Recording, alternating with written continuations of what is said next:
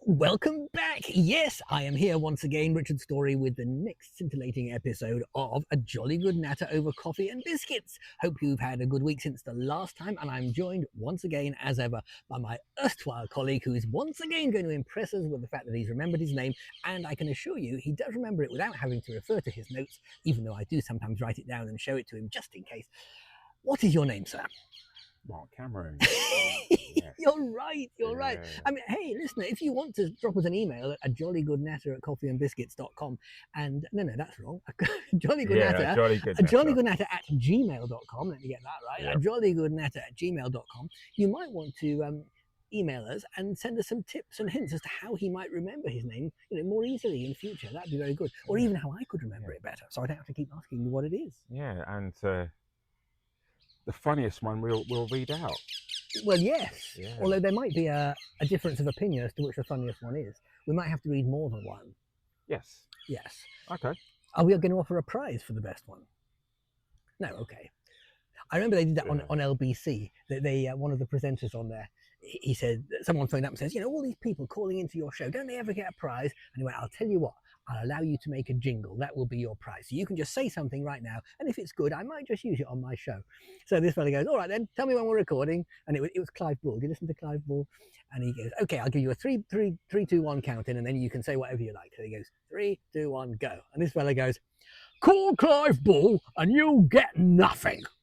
And that was it. And he did actually use it a few times as well. Yes. Anyway, right. Listen, I thought it would be rather nice to sort of do this a little bit topsy-turvy this time. And if we started with the taste tests. Sure. Is that a good idea? Because yes. I have brought something with me that I think will appeal to you. Well, I hope it will. I wouldn't want to force something on you that you couldn't stand.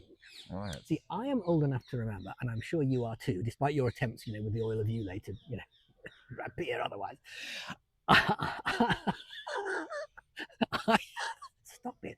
I am old enough to remember the halcyon days of the pick and mix counter in Woolworths. Do you remember that? Yes. Now, of course, that's all consigned to history now. But there are a number of internet sites that kind of do a similar thing. And I came across one recently called You Pick, We Mix.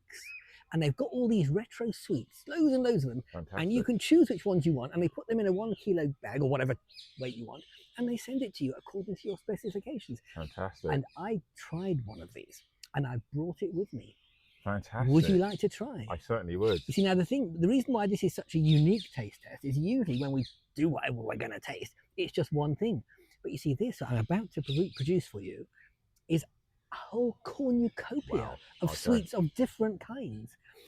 Normally, of course, we break open the seal and it's brand new. I have to confess I've had some already, but there's plenty left because I know what a sweet tooth you've got. I mean, just look at the size of this thing. Look at this. Wow. Oh, wow. Yeah. Oh, dear listener, you just don't know what you're missing. Anyway, look, I'll tear it open. See, and you can feel free to sort of, shake them around a bit to find something you like the look of and dive in and take something that appeals. And if you're very good, I'll let you have more than one. Whether I let you have more than 2, that's still open to question. I already know what I'm going for. Oh, are you? Which one is it? Oh, a jelly something. Yeah, no, so... It's jelly whale. It's a jelly-filled whale. Yeah. Yes. Now, it would be a good idea if I had the same, wouldn't it? I can't see one. I'll just get something else. But, right, well, I'll have this thing, whatever this is. This is like a sort of strawberry swirly thing. So, what do you think of that? This definitely reminds me of I think it was do you remember they used to do similar to this? It was white, but then they used to do the egg sweet. The fried egg things. Yeah. Yes. I thought there might be. Oh, there's one. Look there. Oh. Look there. I've managed to position it on the top. Feel free to grope for it. Oh, they got them. Yeah. So is that what you mean? Yeah. Yeah. Well, you can get bigger ones of those. I know. What else is there in here? Oh, jelly babies. I've always liked jelly babies. Fantastic. Yeah. It's a taste just as how they used to taste as a kid. There you go, machine. All the nostalgia, all the thoughts of yesteryear flooding back. Fantastic. Yeah. Right. So. Now, this is a tricky one to score because there's so many different varieties here, Mm. but also you have to somehow separate yourself from the memory lane nostalgia factor, where you look at it and go, oh look, but actually how good is it really? It's a taste test, it's not a nostalgia test. Although, you know, there might be a bit of influence from all the nostalgia of yesteryear. I like these ones. I don't remember these from before, but I like these ones. Little pink mushroom Oh thing. yes. I used to love those as well. I used to like all these sweets, and that's the problem. My very Nostalgia favourite one. straight away kicks in.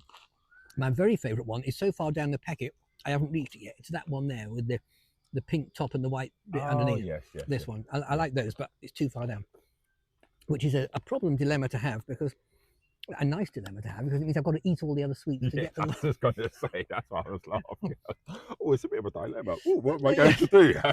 It's like, do you ever see that sketch with Laurel and Hardy? You know who Laurel and Hardy are, don't you? Well, some people won't, you see. Laurel and Hardy, great comedians of yesteryear, and they go into a cafe, Yes. and they've only got enough money to buy one drink. So they say, well, we'll buy our one drink, and then you have half and I'll have the other half, right? So they buy the drink, and the fella puts it there, and Stan Laurel takes it first, and he drinks the whole lot down in one go. And Oliver Hardy goes, what have you done? You drank the whole thing. And he says, well, my half was on the bottom. Do you want another one? I'll have one more, yeah. Have you been good? Only if you've been very, very good. These are very Moorish. Well, they are. That's the problem. Yeah, you're right. Oh, look at the strawberry. Look at that. Oh, a strawberry slice. I've not tried one of those yet. Yeah. Just trying to look around and see. Is that good? Oh, there's one. I'll try it. Then we know we're both tasting the same thing, right? All right. With little bits, it actually tastes like the seeds of a watermelon. It's awesome. There's a little bits there. Yes, you bite into it. Well, I have to say, I'm very happy with these. Yeah. One more before I close them up? Or are you worried about your weight? I'm worried about your weight. And why they won't stop. That's the problem. Well, yes. It's very easy to do that. Yeah. 3 is a max. Right, so straight away, have you seen that movie Ratatouille? It's a cartoon. No, but I have eaten a nice bowl of it a few weeks ago, made for me by my Auntie Wynne, with some very nice Parmesan cheese sprinkled on the top. Brilliant. Yes. It's lovely as well. It was delicious, although I always find with meals like that, these little flecks of tomato sauce end up sort of splattering around of a life of their own. I don't know how that happens. I always try and eat very carefully and tidily, but, you know, with that kind of thing. Yes. Do you know, when I was in Australia, visiting my family, my brother-in-law was there, and he said, I'm going to take you to this restaurant because they do very good chili crab. And it was very nice. But when they served it, my word, right? The crab was brought to the table completely intact, and it was a big one, right? No separation at all. And they provided you with this little pair of kind of nutcracker type things to sort of crack all the shells. Okay, that's fine. But then this chili sauce that comes with it, they just poured it all over the top. So every time you went crack with these nutcracker things, all the sauce just went slick all over you. Like, who came up with that idea? Have the sauce in a little jug on the side or something. Anyway, how do we get onto that? Oh yes, because of the Ratatouille thing. Yes, you were saying. So the score I was going to give, because in Ratatouille, the cartoon, so if you do get a chance, I'm pretty sure your grandchildren would love it. Okay. So the person who comes to taste the food has some of the Ratatouille, but as soon as he bites it, memories flood of a child when he was a child. When it all comes flooding back. So when I had those pick and mix sweets, yes, I was just eating it. Regardless of what you said, try not to put nostalgia into it. Yes. It's completely skewed my score. So that was the point I was trying to say. So regardless, yes, I'm just going to give this. I'm going to give it a perfect 10. I could just sense that was coming. I just could. Well, I'm very close to it my own self as well. Just do it. We're going to have to. Nostalgia, isn't it? It's a hell of a drug. Well, right. let me tell you. Right, I put 9.99 for you then. For me, yeah, go on. Right, and the reason why I'm not giving it a full 10 is because when it first arrived, one of the ones that I'd chosen, one of the varieties, was little different coloured chocolate animals. So there was like brown chocolate, pink chocolate, yellow chocolate, white chocolate, which is fine, and they were all very nice. But of course, we're in hot weather, and some of them had melted. And so when I took it out, there was like 20 sweets all stuck together where the chocolate had melted around it. So I thought, they should have thought about that when they packaged it up and sent it. So it's an issue of packaging and presentation. But otherwise, I would have given it a 10, I think. Yeah, nostalgia is a hell of a drug. But you're right, and it's amazing how the thoughts come flooding back, because I remember I can still see myself standing there at the pick and mix counter in Woolworths, picking up the thing, putting it in the bag and everything. But also the other shops where you would go in, and they didn't have pick and mix, but all the sweets were in big jars, like rows and rows of them. You said, "Can I have?" And it was always a quarter of a pound in those days. Can I have a quarter of that one, strawberry bonbons or lemon bonbons or jelly babies or whatever, and they'd weigh it out on the scales and all of that. And I remember that. And I remember where I lived in a little village called Swarthmoor up in the north of the country, and you had to walk about a 10-minute walk down to the local corner shop. That was the nearest one, and it was called Thomason's. And that was one of those shops where you walked in and someone's standing behind the counter and you'd say, "Can I have a box of tea bags?" And they'd say, "Thai Fu" or something. You'd say, "Yes." And off they do, and they'd bring it and put it on the counter like that. And everything you wanted, they had to go and fetch it for you. And it was like that. That's how it was in those days. So yes, all these nostalgic thoughts come flooding back just because we have a little retro sweet in a little bag. Yeah. There you go, you see. I know. I want more though. That's the problem. Do you? My brain is no. There's plenty there. No. Dear listener, I actually put them out of sight and put them back in the bag, but Mr. Cameron is kind of, he's just toying with the idea of having another. Would it help if I just brought it out into your sight line again? It's me versus me. So what I'm doing is I am fighting myself over this. So I don't need a third person coming into this battle. Can I assist you in your dilemma by just asking you this question? Are you planning on going for a run tomorrow? Tomorrow, yes. Right, well there you go. What are you worried about then? You'll burn off all those extra calories that you're about to consume. Oh, I can see you're tempted. Right, let me check the weather tomorrow, because it depends how far I go. So if it's too hot, then it will be maybe just a 5k run. Only 5k. Well, strangely enough, that's exactly the distance I'm not going to run tomorrow. But anyway, glad we got that sorted out. All right, let's have a quick look at the weather while we are here. I think it's going to be good weather, because we're being warned that it's a heat wave again, and that all this hot sunshine is going to become the new normal. Well, today is 30 degrees. Right. Tomorrow, they say it's going to be a high of 23. Oh. Because there's 79% chance prediction of rain tomorrow. 79, that's quite high. So, yeah. Okay. But it depends, because when it's cloudy, the humidity is higher. So. Yes. Oh, dilemma. Decisions. No, I'm very tempted just to pull the bag out and just eat another one in front of you, just to see if that makes any difference. You can do that if you so wish to. Look, I wouldn't want to be that unkind to you, or maybe I would. Yeah. Oh, look at the humidity in the morning. 93% humidity. Right. Wow. Yeah, that is. Okay, so you've got to take your towel with you. Yeah. Oof, tomorrow. Oh, the whole day, because it's overcast. It's going to be. Well, what you could do if it's going to be like that is, instead of going for your run, you could just sit out in the garden and eat sweets. No, that's all right. Yeah, you're all right. Oh, Sunday's looking good. Maybe. Nah. Okay. Oh, humidity over the next couple of days is going to be very high. Okay. That is fine. That's the beauty of climate change. Yes. Well, I may go for a run tonight then. Global warming. Yes, global warming. Oh, well, if you're going for a run sooner rather than later, then of course you've got even more reason to take on board more unhealthy, sugary things. That's okay. Thank you. I'm not tempting you. No. Well, I'm very impressed with your abstemious approach. Yes, it's me versus me. So. Well, actually, versus me in a way, because I'm the one who's trying to tempt you off the straight and narrow. You don't have any effect on my decisions. What, none at all? No. Not even who you're going to vote for? No. See, when I'm Prime Minister, I'll sort all this out. Yeah. That's how my mindset has changed over the probably a year and a bit. That it's always been me versus me. And it's, really? Yeah. And which one of you wins? The majority of the time.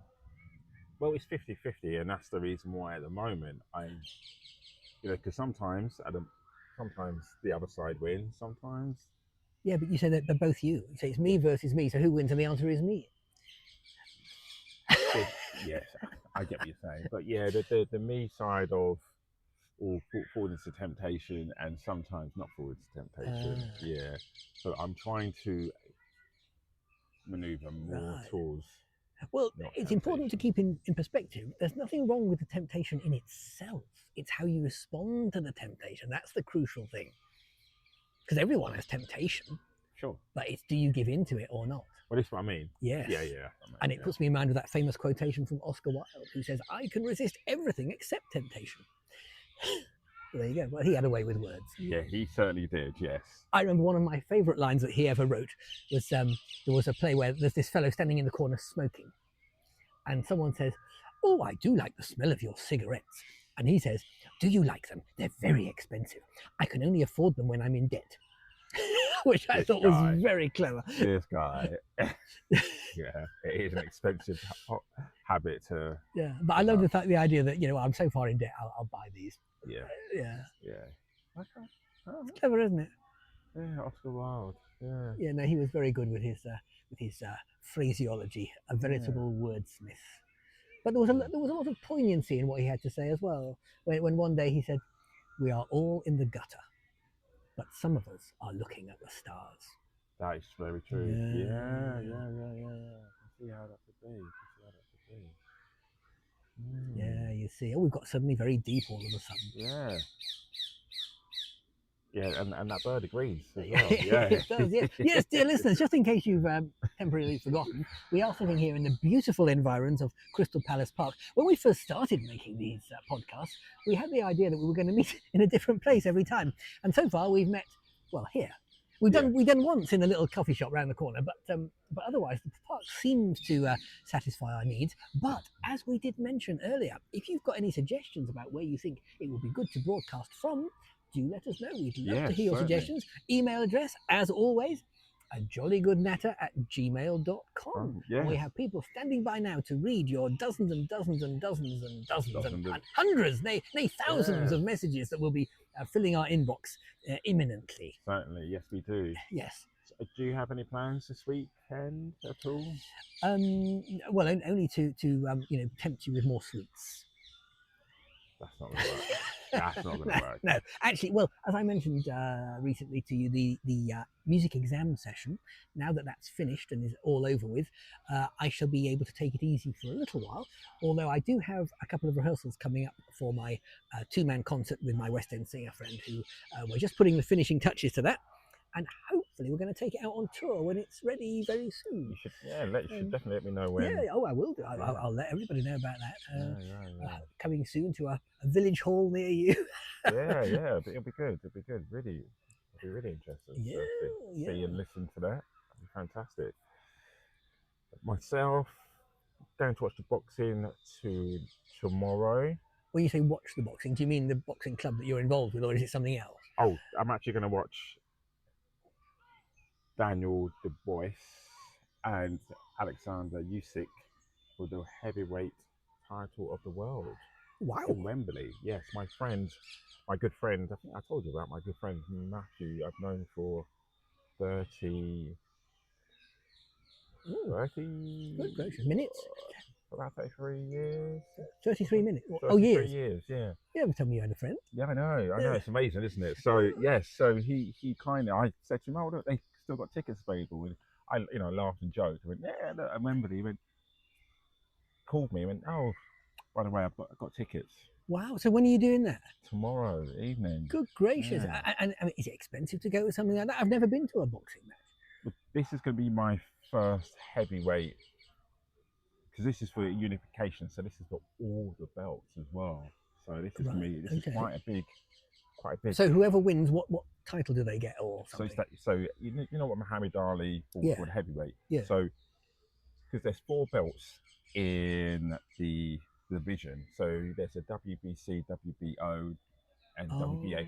Okay. But collectively, so if whoever wins tomorrow, holds all the belts, that means they're just the best of the best. The world champion, basically. Yeah. Really? Yeah, because they're both world champions. Oh. But Usyk holds 3 belts. Yes. Dubois holds 1 belt. So whoever wins, they hold all 4 belts. That means, they're the best in all 4, because each belt signifies a different sort of boxing division. So Okay. WBC World Boxing Championship, and then another one means something else. So that means it's almost like 4 different companies hold 4 different I belts. see. Okay. So is there one? I mean, does the procedure allow for one person to be the absolute best of the best of the best of the best? That's what's happening tomorrow. So whoever wins tomorrow is basically the best in the world. Of all, yeah. And is it decided by a knockout, or is it judges award points, or how does it work? Points or knockout. Right. Wow. Yeah. Wow. So theoretically, they could ring the bell and the thing starts, and one of them walks over and punches the other one on the nose and lays him out in one go, and you've paid all that money for tickets, and it's over in seconds. But still, the memory though. Well, yes, you would remember something like that. That is true. Well, after that, if it was that short, they might ask for a volunteer. You could get up and have a go yourself. You could say, I run my own boxing club. I could have a go at this. Yeah. I'm a coach. Oh. There's I don't actually box myself. There's a difference. So I actually guide and teach people how to box. You're teaching people to do something that you don't do yourself. That's right. I mean, I don't actually. Yeah. Well, that's right. I'm not pointing the finger. I mean, I examine instruments I don't play. There you go. You see, it can be done. It can be. It can be. Yes. So yes, I'm looking forward to that. So that'd be fantastic. Right. Okay. Well, I'm glad to hear. I can't wait to hear all about this thing. Maybe you'd have lots of stories to tell about this boxing venture tomorrow. It might even give you some ideas. Yeah. Maybe you could get one of them to make a guest appearance at your boxing club. That might be nice. That would be nice. It would. I mean, I might even come along myself in that case. Not to join in, of course, just to hide in the corner and not let you know that I was there. I recall telling you a little while ago in one of these that I used to go to judo classes when I was very little, and it was utterly miserable. So though boxing is not for me, no. Yes, God bless them. God bless those who do it. Not quite my bag. Just the fact that your instructor said, I'm too nice. Yeah, he said I was too nice. I suppose that's not a bad thing to be told, really. Yeah, that is. He could have said, he just sits on the sidelines, he never gets involved. But he said he's too nice. That was kind of him. That is, isn't it? That's really nice. Yes. Do you think I'm too nice? Certainly not to me. Well, that's true. Yes, but I mean, you do bring out the worst in me. That's very true. Well, oh gosh, check it out. See, there you go. You see. Right. Okay. So we're just about there, aren't we? We are. Yes. So thank you very much for listening today, everybody, and we will continue our podcast on the next episode, and we'll give you an update on how my running is going and how Richard's weekend with his and how all my other projects are progressing. And of course, if you're enjoying these, please do let your friends know about it. We're keen for as many people to tune in as possible, and also do send us an email to say what you think of it, any suggestions you've got for what you'd like us to talk about at jollygoodnatter@gmail.com. Can't wait to hear from you. Yes, thank you very much. And be nice to each other and enjoy your day, everyone. But, as we always say, don't cry because it's over. Smile because it happened. Except not when you're boxing. That's a bit different. Yes, you definitely don't want to do that. Yeah. No. Okay then, see you next time. Okay, thank you. Goodbye. Bye.